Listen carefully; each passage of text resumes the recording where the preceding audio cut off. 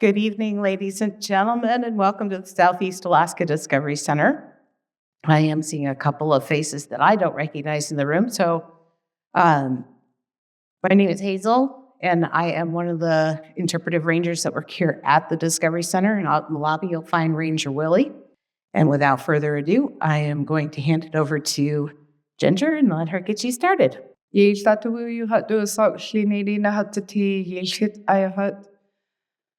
Takwedi yadi ayahat, haida yadi ayahat. My name is Ye Shatuwu, the Internal Teachings of a Raven.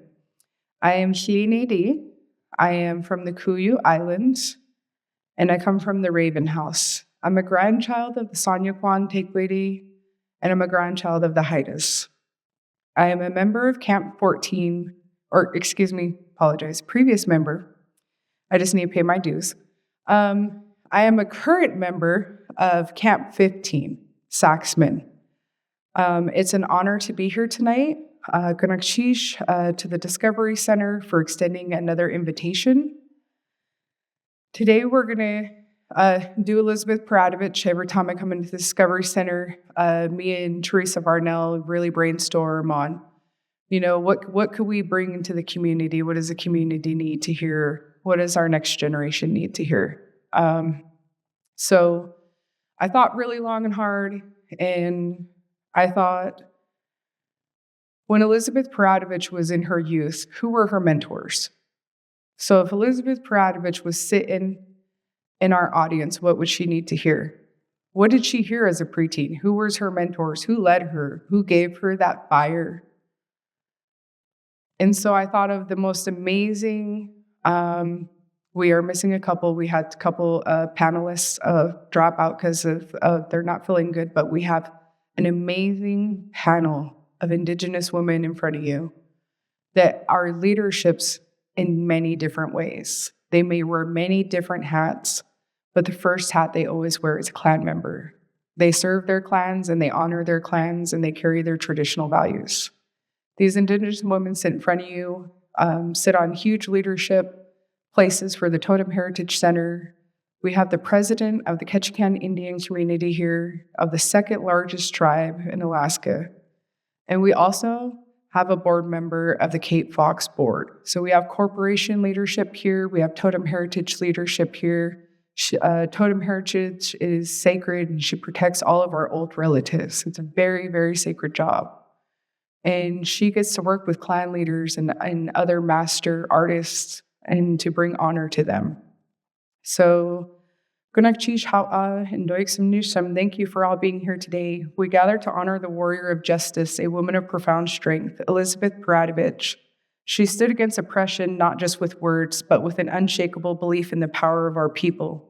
She reminded the world that we are still here, that our voices matter, that our sovereignty is not something given, it's something we hold, something we live. Today, we sit in the presence of our esteemed panelists, the keepers of wisdom, the carriers of traditions. Their voices are the bridge between our ancestors and the generations yet to come. This panel is not just about remembering the past, it's about fortifying our future. We do not ignore the challenges before us. The tides of politics shift, and with them come renewed threats to our lands, our rights, our way of life. But history has taught us anything. It's that our people do not bow, we rise. To our panelists for guidance, to our youth, we offer strength. To our allies, we say stand with us, not as saviors, but as partners in this fight of justice. Let this be a conversation of empowerment, a space where we do not fear the truth, but embrace it as our weapon, as our medicine. We are still here, and we will always be here. So I'm going to go ahead and start the questions, but before they answer the first question, each one of them will be introducing themselves. I will rotate these questions, not the same person's going to answer them first.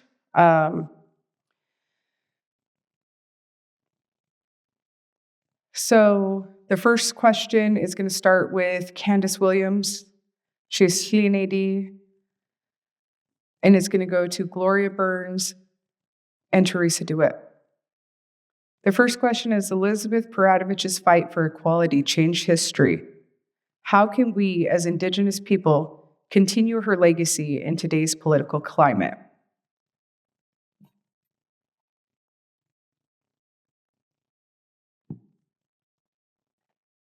My name is Candice Williams. I'm from Saxman. I'm a member of Camp 15 Saxman. Yuhatuasak Kakishnak. My name is Candice Williams, and my clan, I'm from Dock Salmon Raven.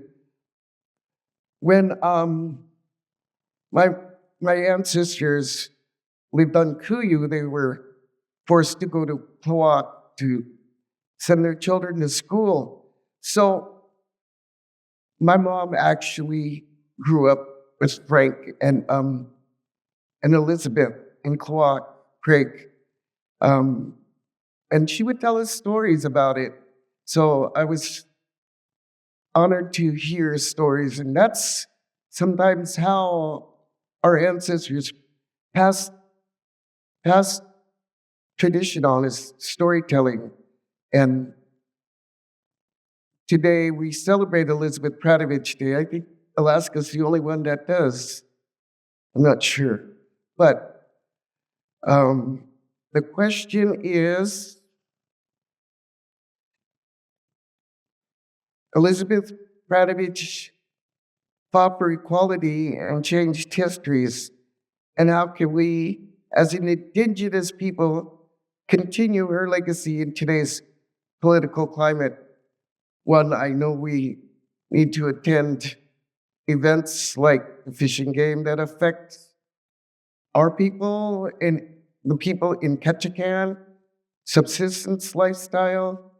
We also have that opportunity to expand on many things as long as we're involved in the local political movement, and we put our voice in, and our voice gets heard. It's Chish. Good night, Chish. Candice.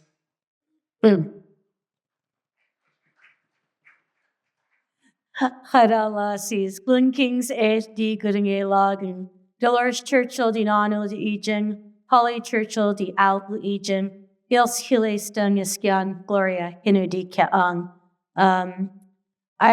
First, before I continue on, I want to recognize that we're in the traditional homelands, the Tanta Kwáan and the Sanyaa Kwáan.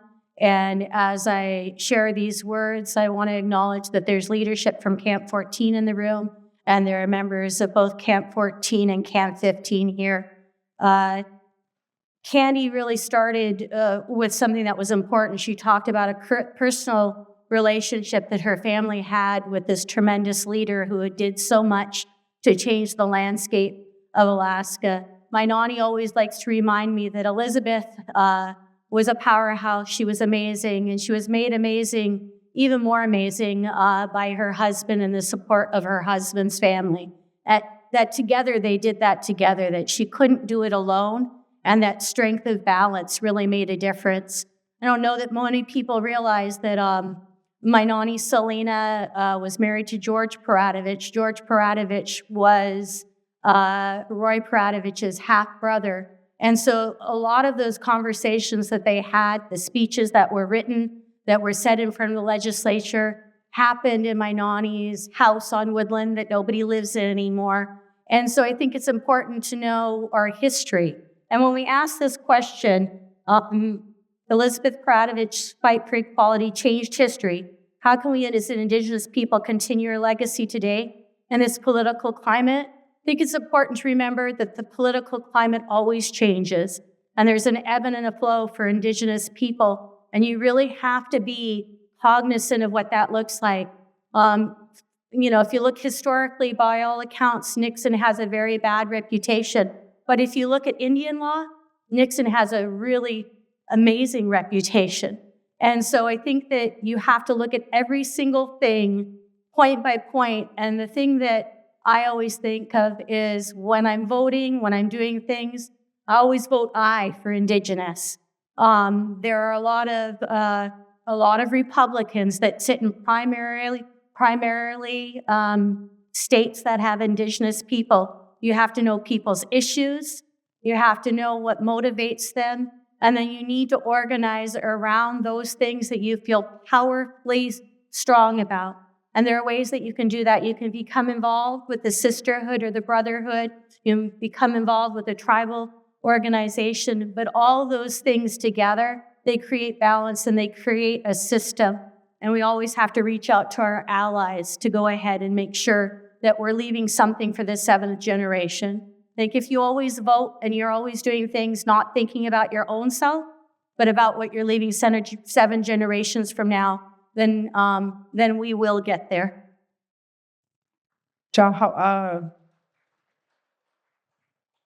And hello, my name is Teresa Dewitt. I am an Honorary from the Sanyaa Kwáan clan in Saxman, and I'm a child of the Sanyaa people from the Ketchikan River from Wrangell area.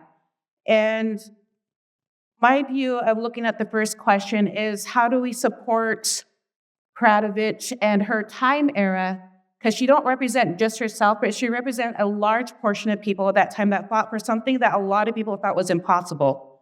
And a lot of us grew up hearing stories about how they would take their belongings and support with what they had, which meant they might make a cake and sell it at a bake sale, go door to door and donate maybe a quarter or $1 or a piece of paper that might help take notes, which was for the minutes, which was highly important at that time, being our people of this area didn't have much. And when we look back at how we're going to support what she stood for, it's important to think about her priorities in life and what she stood for.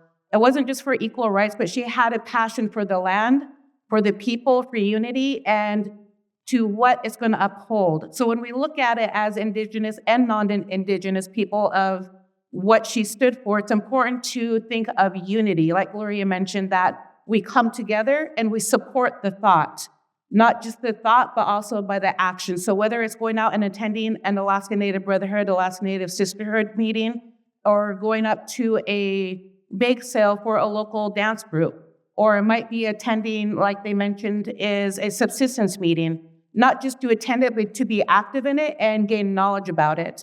So as we push forward in the political world, it's important not to go in blindsided, but to go in fully knowledge, not just what you strongly believe, but why the opposing people that are going up against your beliefs on why they think that way. So that way you could come upon solid ground, so that way you could reach that goal in life that Elizabeth Peratrovich and her people seek to work hard for. Because when she spoke for her and her family, it wasn't just her family, but also the people here in Alaska. And the common goal and the common aspect is what we're living in and what we're going to be working for. So one of the things I always push for in my heart is saying that my grandfather, Forrest Dewitt Sr., he was a CNAD, and his Tlingit name was Hinaktak, and his words are always distilled in me is, what you do now, you don't do for yourself, but you do for your ancestors and those that have not been born yet.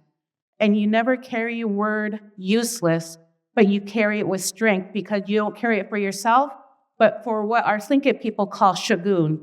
It's something that's your very being, something that's your ancestors and your descendants.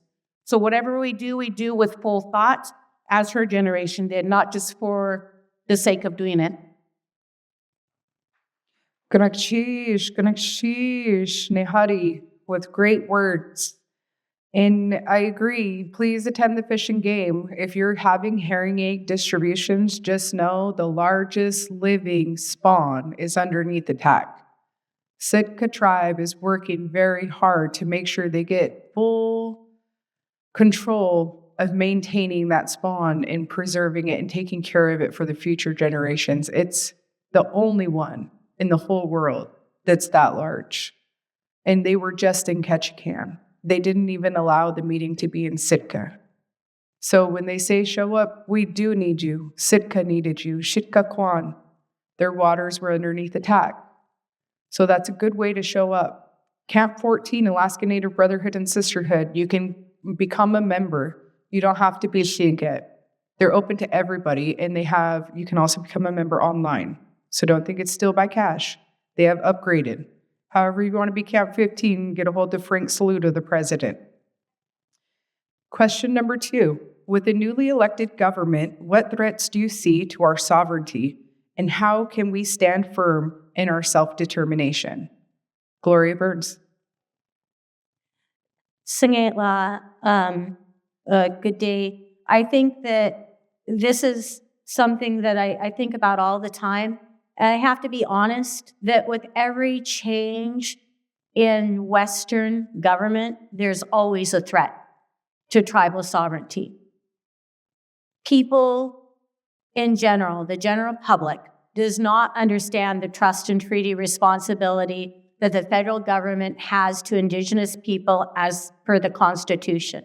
And so anytime there's a change in the government, one of the major threats is just having to educate people over and over again about the systems and why they exist and the law, the case law behind it. In Alaska, we're particularly vulnerable because of ASCA and ANILCA. And even amongst lower 48 Indigenous people, they do not understand those ways in the specific case law that protects or is supposed to protect our access to our fishing and hunting rights. And so in this particular climate, political climate, although you hear a lot of things that are coming out and it's scary oftentimes, the reality is it's no scarier than any other year for Indigenous folks because it really does depend on what everybody else knows. And unfortunately, we have a population in general in the United States that most people have never seen an Indian, quote unquote. All of our history books talk as though Indigenous people are extinct. And so when you're fighting something like that, where every system is set up to lead people around you to believe that you're non-existent, then it's always a fight. And so I think that the most powerful thing we can do is learn, become educated if we aren't about a particular issue, and not keep that knowledge to ourselves. We have to continue to push and talk and push, because otherwise you get stuck in this cycle of Facebook clickbait, which doesn't do anything. Like if you're a Facebook warrior like me, you got to kind of step away from that occasionally and write a letter and send it to your legislator and make a phone call, because no amount of outcry on Facebook is going to make a difference. It requires attending the meetings and speaking up to those people who have power over your systems. Teresa Dewitt, with the newly elected government, what threats do you see to our sovereignty, and how can we stand firm in our self-determination? I think the self-determination is the key word, is what drives us and what is pushing us. We can't say my passion, for example, is subsistence. It's rural status, and just leave it at that. You have to fully educate yourself on the history of it, how we got where we're at today, and where you want it to go.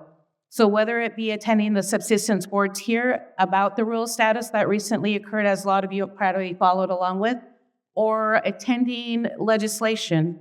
And a lot of people don't take advantage of that step, which I had the privilege of following behind a couple of people before, just to experience it and to see where it went, to know that our voice counts, our letters count, that our representatives do work for us. And it is our right as Indigenous and non-Indigenous people to speak up, to say, hey, we're here and this is what I want. And not just to whine about it, but to fully educate yourself as you push forward on what you're searching for. So one thing I have heard in the past at a cultural event is there was an elder saying that life is like the ocean. It has rough waters and calm waters. No matter what happens, it will always be there. And the politics of our Indigenous people will always be there. It'll never be consistent. It'll always be flowing, whether it be calm or rough. But the main thing is we don't give up and we just keep pushing and educating and not stand on the sidelines, because that's the worst thing we could do, to just sit there and watch. Sometimes it's nice to take a break from it. I admit I do that once in a while. But it's also nice to fully educate yourself and read up on it. And if you're going to read a newspaper article, to make sure you know the references, to make sure you know the laws that they're talking about, to make sure you know the governance of the Indigenous side and the non-Indigenous side. So I always remember to look at both sides when you're looking at a subject to make sure that you're not just pushing forward blindsided, but with the whole piece of information. Gunachish. Candice Williams, with the newly elected government, what threats do you see to our sovereignty, and how can we stand firm in our self-determination? To know our representatives, to know their addresses, their phone numbers, the governor, maybe write a chain letter, and give this information to those constituents that are going to be able to help us. We have a platform that we do. It starts out with Indian nests, then it goes to Tlingit and Haida, then it goes to AFN, and then at the top level, NCAI. That will get it to President of the United States. We have a system of steps. We have all these people helping us, and we need to utilize all the resources that they have, and all these people that are our constituents are helping us truly will give us time of day if we just put pen to paper and pass that information along. Chish. Gunachish. Teresa, what traditional teachings can help guide young people in navigating political and social challenges today? On that one, I would say you have to look to who your people are, to who your leaders are. Within our Tlingit culture, along with other Indigenous cultures, we have our elders. Those are the ones we connect to. Our clan people, some people say, well, it's not my clan, it's not my business. Sometimes that's a fact, but clans work together. Our people work together. And one of the things that we work together with is elders and youth, because there's always that bridge of knowledge there. Nowadays, we have a tendency to look on the internet, to look up stories, to look in books, to learn from them. But we have to remember to always reach out to our elders, because they have stories, firsthand experiences that they can help teach us. They help us to elegantly walk through rough waters that we're going through to get where our goal is at. So as we go through the political world, it's always nice to have people beside us that can help strengthen to what we're doing, knowing that we have the common goal. And on the non-Indigenous side, when you look at the people, they work together, but they also have a chain of command of strength. It's just not there because one's higher than the other, but they're there because they have an enormous amount of experience, of knowledge that we could gain from. So as we go through and the teachings, to remember the stories of identity of who we are, the stories that we might have learned from other elders or people that are more knowledgeable on the subject than us, so that way we could carry on the goal rather than starting from fresh. Because through that rough waters, that'll get calmer as we walk together for the common goal of where we're working for as an Indigenous group. Ashling Gunachish. Candice Williams, what traditional teachings can help guide young people in navigating political and social challenges today? Season, spring, fall, winter, summer are all learning tools. We teach our children what to harvest, protect those harvests, protect the berries, protect the seaweed, protect the clams and abalone and gumboots. And when we teach our children how to harvest, how to provide, how to put up food, and know that these lands and this food that are given to us needs to be protected. We don't need to commercialize them, and we need to just show them that they can survive on the food of this land. Ashling Gunachish. Gloria Burns, what traditional teachings can help guide young people in navigating political and social challenges today? I think that we have so many traditional teachings and so many protective factors that are out there that can really lift up our young people. But I guess I want to approach it from a different way. Our young people are our ancestors reincarnated. And so that's powerful.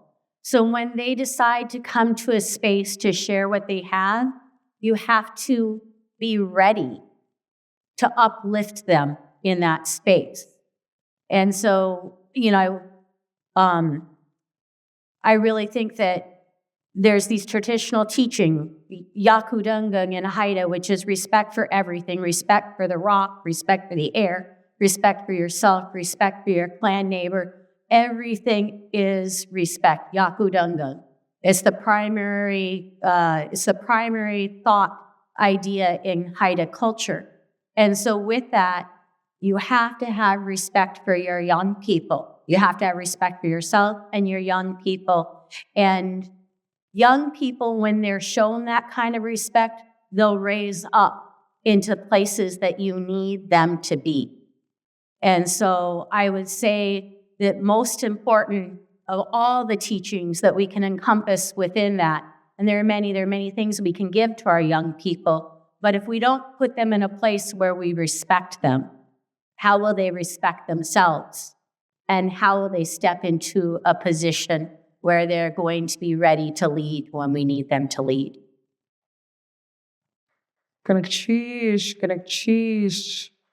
That's right. We need to always remember to uplift. It doesn't matter if they're 5 years younger, 10 years younger, 30 years younger. When we have the next generation out there doing really, really hard work, they don't remember how strong they are. So when elders go up and express sometimes trauma and break us down, it could stop years of work for us. We're tired. It's hard to carry on in our grandmother's footsteps. But when we uplift the youth, it makes us seem invincible. We have the whole world when we have our whole clan at our back, when we have our whole community. And I believe Elizabeth Peratrovich had just that, an amazing community, an amazing panel of aunties that she could listen to, and stories she can hear, and traditions that kept her spirit strong. So Gunakchish for your good words. How can we strengthen our communities against policies that seek to diminish our land, language, and rights? Candice Williams.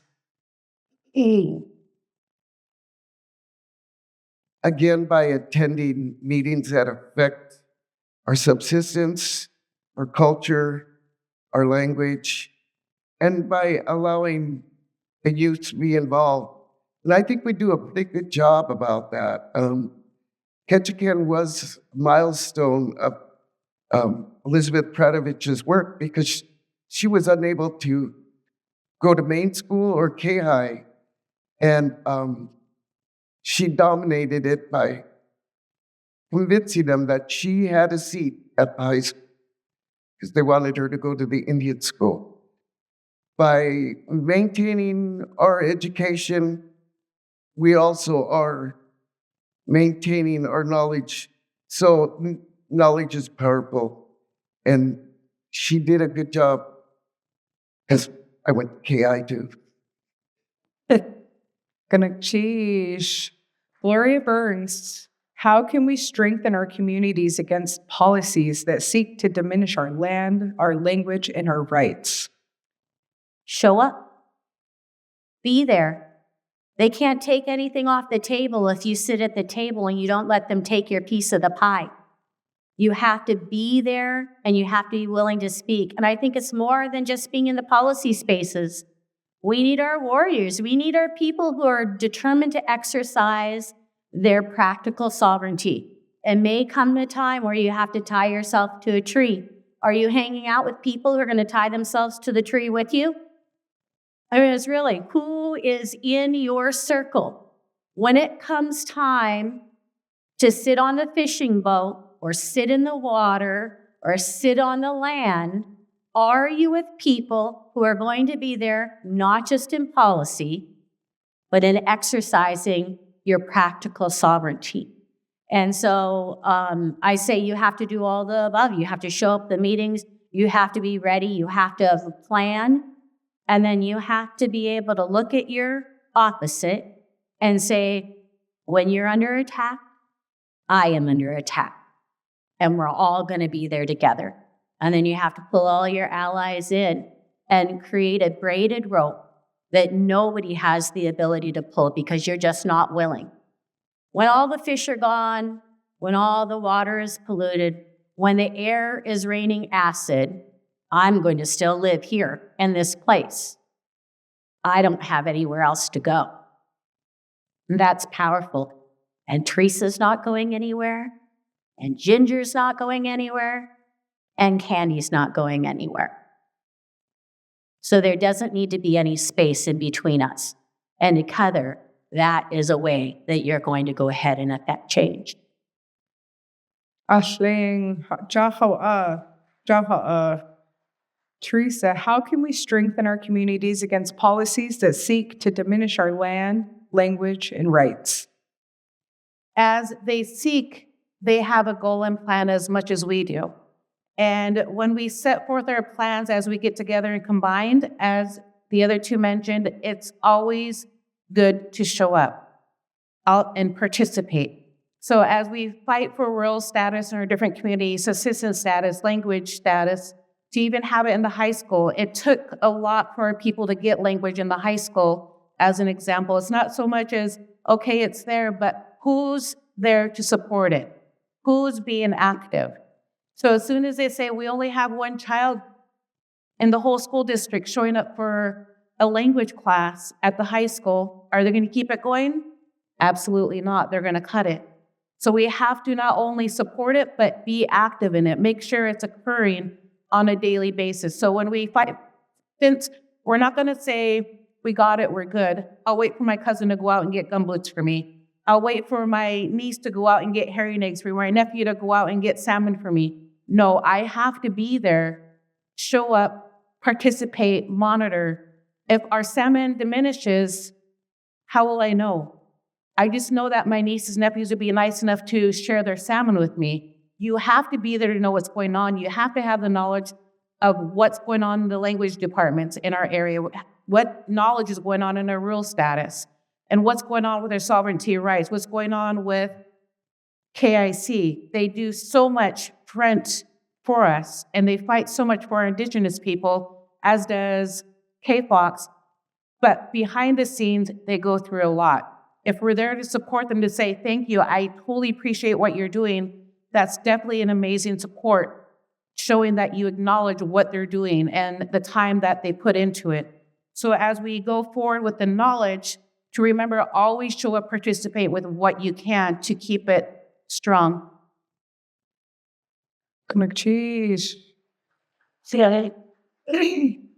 What role does culture and language play in resisting assimilation and maintaining our sovereignty? Well, they can't take our language away because we're finding it more and more. If we maintain our language and we keep it, our people will in turn pass it on to our 7 generations. Our language is a powerful weapon to keep all of us strong. We have the 3 tribes, the Tlingit, the Haidas, and the Tsimshians. And of course, you know, from Saxman to Yakutat is Tlingit territory. And then we have the Heidelberg, Ketchikan, and Asset. And then the Tsimshians are over on Annette Island. And we all integrate here in Ketchikan. And by virtue of us being here, we're maintaining all of 3 of our languages. And we are maintaining our sovereign rights to food, language, culture, and education. And I think we're doing a really powerful job in doing that. And with our legislators and our roles as leaders in our community, we can all work together, all 3 tribes, Thank you. Candice. Gloria, what role does culture and language play in resisting assimilation and maintaining our sovereignty? I'm not anything but a Haida. So in my mind, I think everything and every part of who I am is who my mother is, and who my mother's mother is, and my mother's mother. And the act of speaking even one word is an act of sovereignty. It is an act of being a person of the land. It's an act of healing. And so every time I add another word that I should be able to speak fluently into the language that I speak today, I feel like I recapture another part of the land. I'm closer to the land. I'm closer to the water. It's my greatest desire to go where all the Haidas go when I pass away. I want to be in the portion of heaven where everybody speaks Hadkil. And I want to be able to speak to my Nani Selena, and I want to be able to speak to my mom. And so I think about sovereignty and assimilation, and I think those are Western concepts and Western words. They don't exist in my spiritual worldview. Language and the culture that comes around our language is about something way more profound and amazing. It is about the healing of our people. It is about the reclaiming of our space on this land. It's about the ability to speak to our plant relatives and our four-legged relatives, our relatives that fly, and our relatives that inhabit the sea. And so I would say knowing the culture that arises out of that language and the reciprocity and the relationships that we have with each other, that act of taking it back is really a truly an act of sovereignty. Teresa, what role does culture and language play in resisting assimilation and maintaining our sovereignty?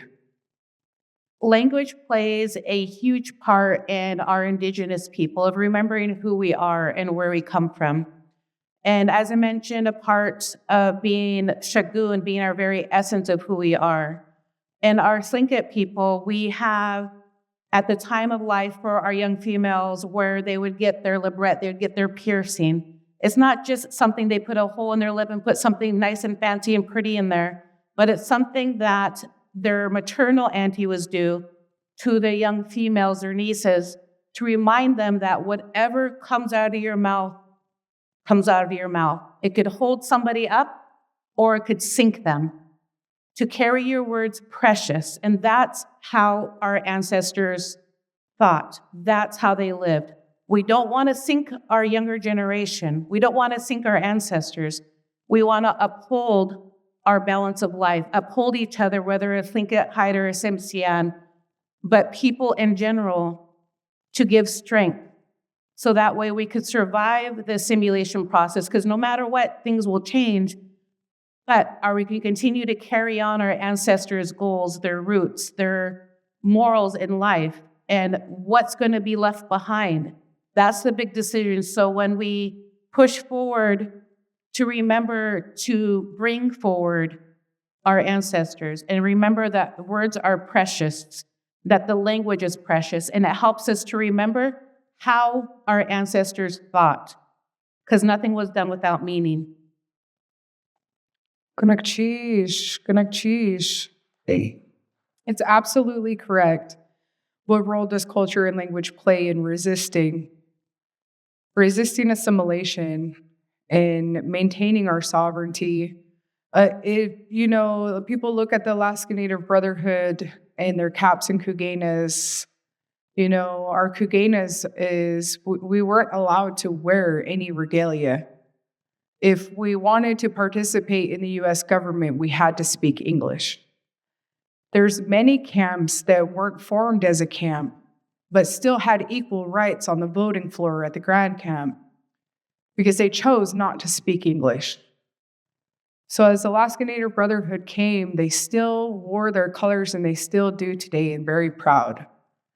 We can wear our aktu today. We can wear our regalia like Gloria and Teresa have. And the rest of us don't want to remember, the warriors and uplift Alaskan Native Brotherhood and Sisterhood in 100 years this year for Ketchikan, Alaskan Native Brotherhood and Sisterhood Camp 14, as well as Camp 15, are turning 100 years old. 100 years old. 100 years ago, they were forced to speak English in order to participate in the government. 100 years ago. The fluent language is barely slipped off of our young one's tongue. But one word a day, one gunakchish, one achlein gunakchish, any of those words a day bring that language back into your life. And it reminds us who we are. We try to take the spirits out of the plants and the animals because we don't address them no more in our language. They miss us. They remember us. They're still fluent. They're connected to us. They have spirits. Everything has a spirit. And that's part of assimilation and taking our language away, is taking the spirits away. As we bring and learn languages, even just the animals' names, it brings that back. And we remember that word when we pronounce it correctly.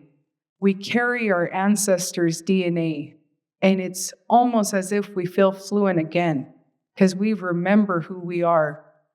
So it's important that these strong panelists speak these good words. One word. You don't have to be born with an eagle in your hair to be Tlingit. We know what the government's done. We're happy that you're here. Your pure existence shows resiliency. Gunakchish. How do we hold elected officials accountable for their promises to Indigenous nations? Well, everybody knows you can't run a meeting without Robert Rules of Orders. Robert Rules of Order is the first thing you learn when you're in ABNS before you get to the big show. They live by the Robert Rules of Order, and the reason we have Robert Rules of Order is to maintain our vigilance. When we send those resolutions speak volumes. So by learning the Robert Rules of Order, we're able to pass our words and our meaning and our justification through a resolution. And that's how we managed to send the information to the next level, to the next platform, and to the next platform, until President of the United States hears us.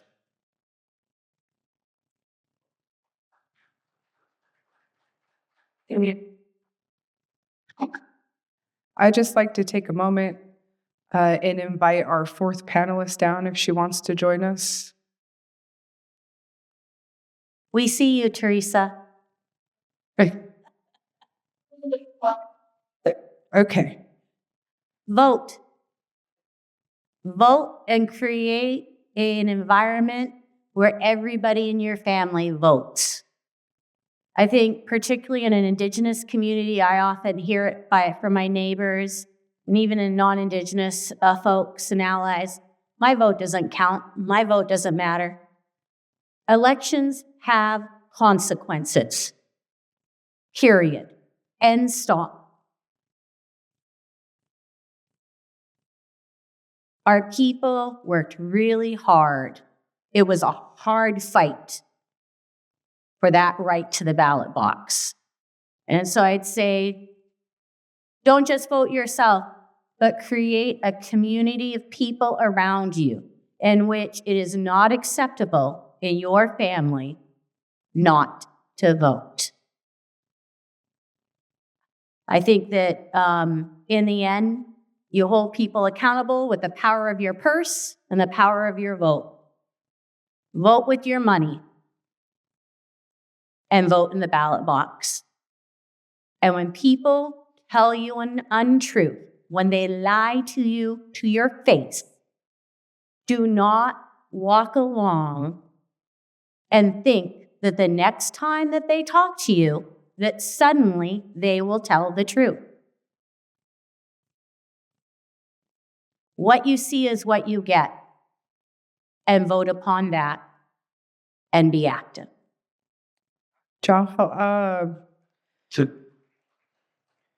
Teresa, how do we hold our elected officials accountable for their promises to the Indigenous nations?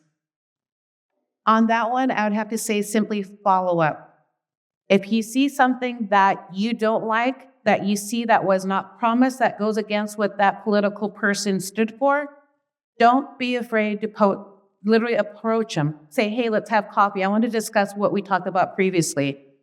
And sit down and say, why did you go against what you said before we voted for you? Or why aren't you working hard for this? You never know unless you ask. Then once you educate yourself on why that person is doing what they're doing, then they could even just say, oh, I totally forgot about that. I didn't realize that. Or alternative saying, I decided to go against that because of A, B, and C. You have to have knowledge about what's going on, but you also need to be bold, like Elizabeth Peratrovich was, in an elegant manner, not scream, throw a fit, or go on multimedia or out in the grocery store and get mad, but to say, hey, I want to know why this happened. Can you inform me on why you did A, B, and C? So don't be afraid to write them a letter, email them, but if you're able to, don't be afraid to approach the person that you have in mind to ask them the hard questions that's on your heart that they went up for.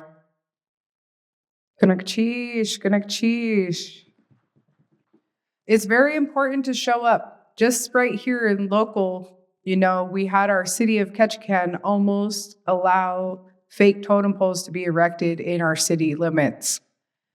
Well, they promised to the Indigenous community that they wouldn't appropriate us. They wouldn't tokenize us. So it took calling friends and your community members to stand outside with some signs. Hopefully this business owner would change his mind. But that didn't work. So if you show up, sometimes the city doesn't know what a business owner is up to. Sometimes they don't know how offensive it is. We have to remember the history being taught in schools doesn't tell you about appropriation. So sometimes you really do have to you can't hold people accountable for something they don't know. So be gentle towards your elected officials, but be stern. They might not know, but that doesn't make it acceptable.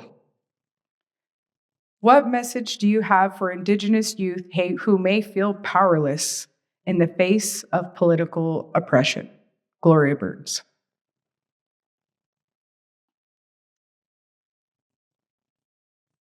What message? I think the first and most important thing to do with young people is to listen. When somebody is feeling powerless, it's usually not just the political climate. What is going on in their lives and what has them feeling valued or not valued. And so my message would be that sometimes I feel powerless too, often, and that is perfectly okay. And then you listen to what they need and you lift them up, whatever that looks like.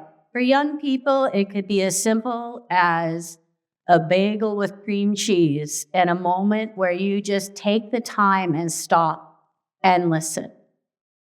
Politics is never easy. It's not easy for anybody, but for an Indigenous community, it is always a fight. It's just the way it is. And so if it's specifically around politics and what that looks like, I think it's important to talk to them about how to be even in your life. What are the things that you're doing that brings you balance? How are you being held up and how are you holding other people up? And what does that look like for you? It's not easy to be disconnected from your land and your language and your culture. Many of our young people in this particular community, we have the highest rate of without home youth. in our community. We have serious issues around fentanyl and alcohol. And we're looking at systems that are really not set up to support them in the way that they need to be supported. And so as individual human beings, I think the strongest message is just to stop.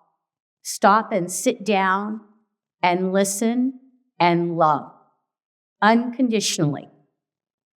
Unconditionally, I think that that's what you have to do, because politics, our young people, we're going to raise them up to be powerful leaders, but they shouldn't have to hold on to anything that is adult right now. We have to find ways to let them be children and empower them on that movement and towards leadership. Candice Williams, what message do you have for Indigenous youth who may feel powerless in the face of political oppression? A lot of times we're breaking the generational curse. Our children's parents were sent to boarding schools, their grandparents, and sometimes the generational curse rubs off. We need to stop it. We have the highest amount of children in foster care based on the drugs and alcohol in the community. And a lot of times maybe it's taking in foster kids, taking in teenagers. Our kitty jail is full. We have a lot of trauma, and we need to address that trauma.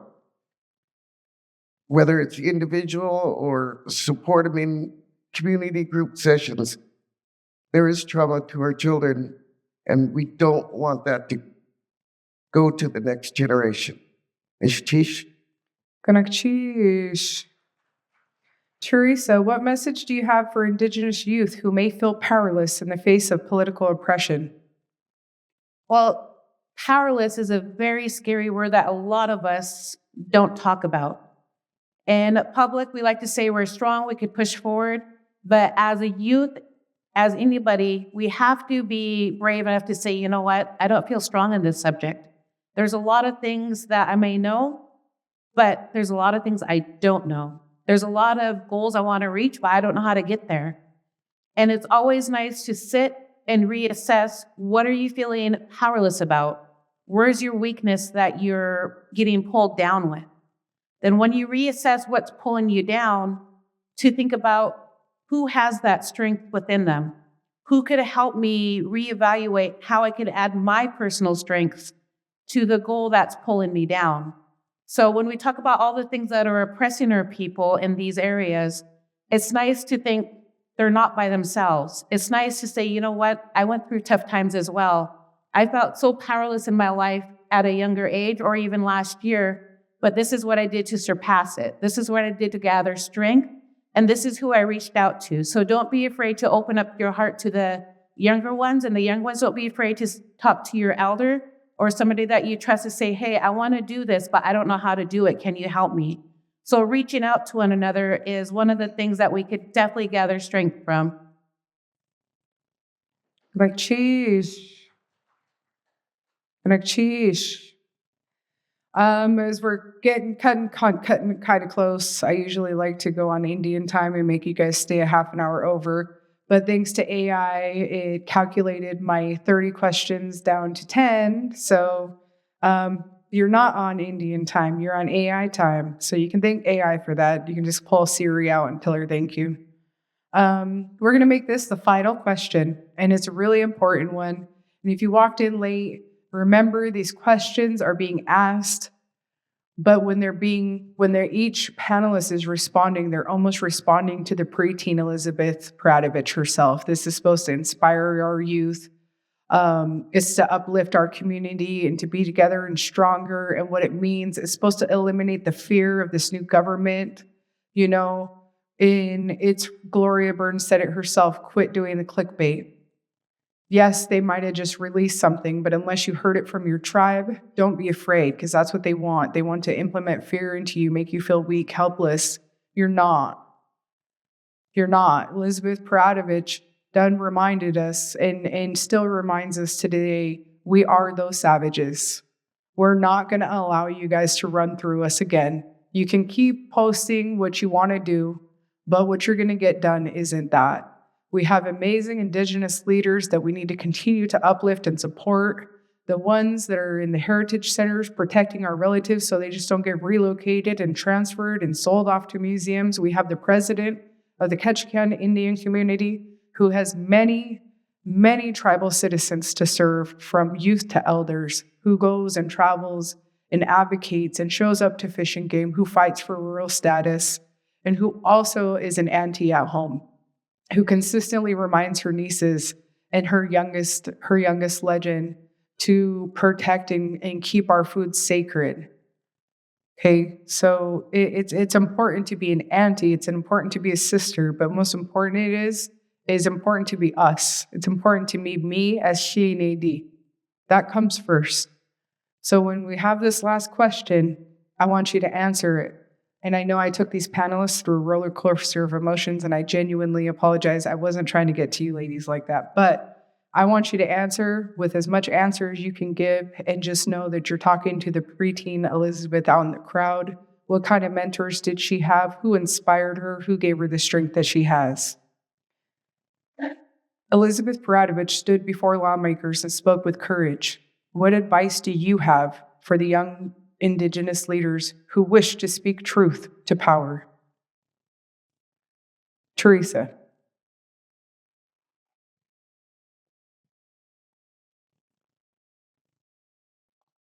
Elizabeth Peratrovich was known to speak eloquently, that she went in front of a large group of powerful non-Indigenous people. But she went there with strength, not because she was by herself, but because she knew there was a large number of people that loved her and supported her. And she thought very careful about what she said and what she did, and knowing that everything is done for a reason and everything is planned out for a reason. So as she went forward in her years that she worked for our current generation now that didn't have the privilege to meet her face to face, that didn't have the privilege to say thank you for fighting for everything that we have today, that we're able to speak our language and openly without being punished, that we're able to say in public, you know what, I'm Tlingit, and not get punished for it, that we're able to speak the languages in schools, that we have our language warriors in our high schools and elementary schools fighting not just to speak it, so our people could have an identity, they could have strength. But when they went forward, that she wasn't by herself, that they worked in unity, and that she worked in calmness and strength and knowledge. Candice Williams. Elizabeth Peratrovich stood before lawmakers and spoke with courage. What advice do you have for the young Indigenous leaders who wish to speak truth to power? At this day and age, our children are getting the education much earlier. They're in preschool, Head Start. The Head Start also instills cultural identities, is claiming your identity, not being shunned. I had a hard time when I was growing up because I'm biracial, but my mom, who was a Tlingit warrior, real short lady, she would go to AFN and she says, we are the biologists. We know what those fish are doing. We didn't read it from a book. We lived it. We got to live our life, our culture, and our identity. Nishtish. Gloria Burns. Elizabeth Peratrovich stood before lawmakers and spoke with courage. What advice do you have for the young Indigenous leaders who wish to speak truth to power? My advice would be to look at the legacy, to really examine the woman that Elizabeth Peratrovich was. What formed her and created her? And what parts of her leadership can you implement in your own life? When you're speaking to people who don't know who you are, and some of them really just don't care who you are, you have to have the level of eloquence and grace that she had. You have to exhibit those traditional values of respect for everything, of speaking with care. In everything that an Indigenous person does or young people do, it's going to be harder for you, and you have to be okay with it. You have to be okay with that, and you have to be unapologetically yourself. The Creator does not make mistakes. And wherever you are, right now in this time and space, I would say to young people, is where you were supposed to be. And you have to take every one of those lessons and allow them to lend themselves to your voice, so that when the future generation is born and comes back, they can look to you to be that leader. Be somebody your grandmother would be proud to know.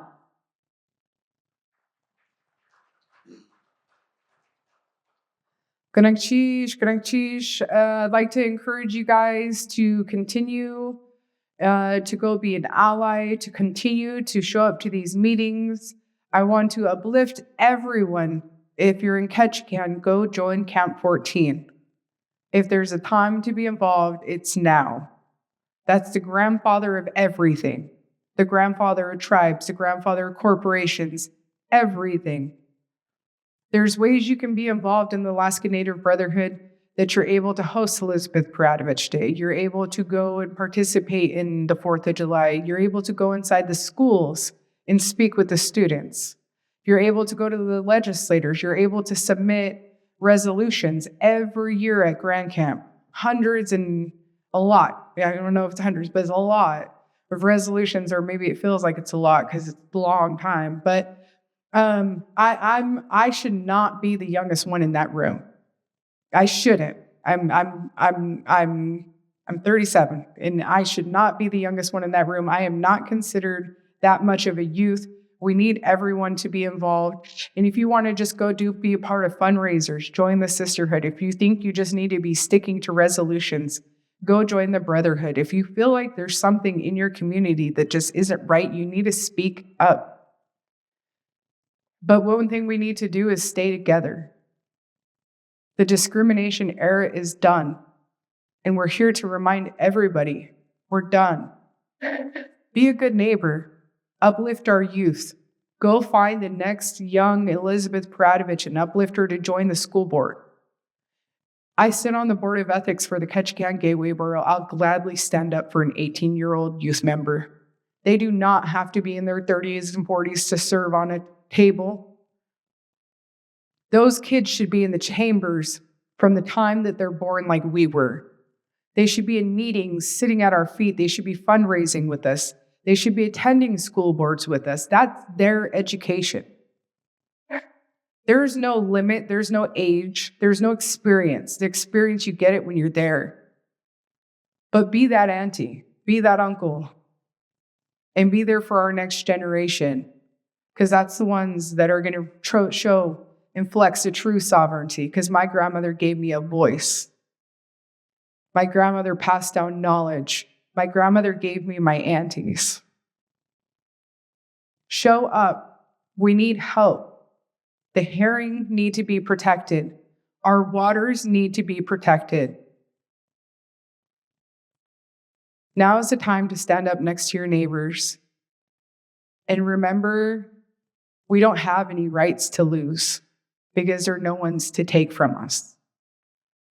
Elizabeth Peratrovich said it herself. You heard it from these amazing leaders that sit in corporations and tribes and take care of our sacred relations. We have nothing to be afraid of, and Elizabeth Peratrovich made sure of it. This next 4 years, no matter what happens, We are protected by our tribe. We are protected by our corpse, and our relatives are being protected.